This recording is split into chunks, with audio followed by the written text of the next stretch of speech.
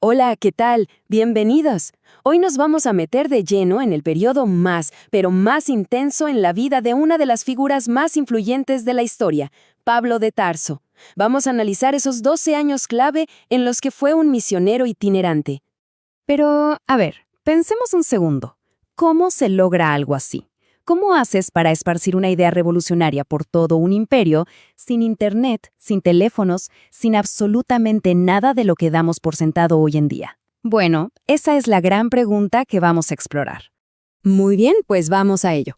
Todo arranca cuando Pablo tiene unos 41 años.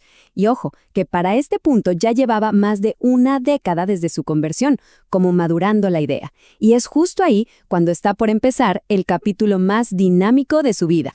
Y aquí hay algo que es clave entender, ¿eh? Esto no fue como que un día Pablo se levantó y dijo, me voy de misión. Para nada. Los Hechos de los Apóstoles lo cuentan muy claro. Fue su comunidad en Antioquía, todos juntos, la que lo comisionó a él y a Bernabé. Así que todo este movimiento nace de una base comunitaria, no de una iniciativa individual. Ahora, para que nos hagamos una idea de la magnitud de esta tarea, primero tenemos que entender el mundo que iba a recorrer. Estamos hablando del gigantesco y súper complejo Imperio Romano. A ver, el Imperio Romano era un lugar de contrastes, ¿no? Por un lado, tenías la famosa Pax Romana, que significaba caminos relativamente seguros y una infraestructura que, facilitaba bastante los viajes. Pero por el otro, era un sistema construido sobre una injusticia tremenda, esclavitud por todas partes, una decadencia moral muy fuerte. Y ese era el terreno de juego, lleno de oportunidades, pero también plagado de peligros. Ok, ya tenemos el contexto. Ahora vamos a lo práctico. Hablemos de los problemas logísticos, que eran enormes y que Pablo enfrentaba no de vez en cuando, sino todos los días, durante 12 años seguidos. Y la primera pregunta es casi obvia, ¿no? ¿Cómo se movía de un lado a otro?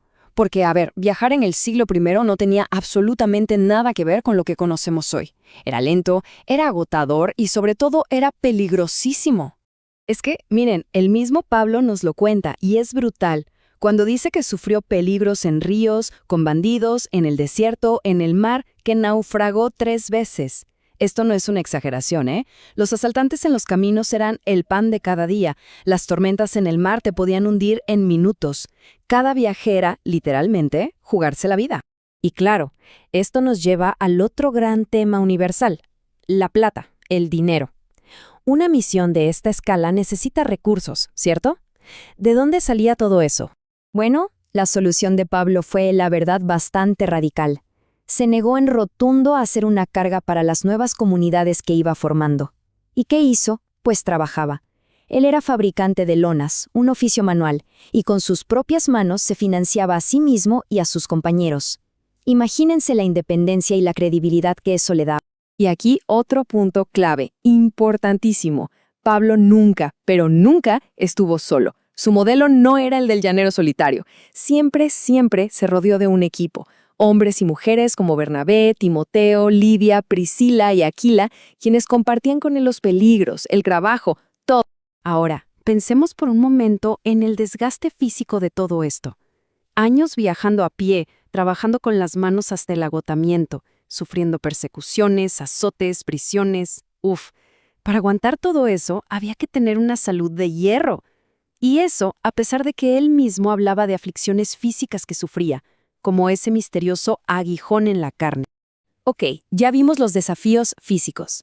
Pero la genialidad de Pablo no estaba solo en su aguante, sino también en su estrategia, en cómo planeaba difundir el mensaje y coordinar a todo este movimiento que no paraba de crecer. Y su estrategia era, sinceramente, brillante, casi moderna.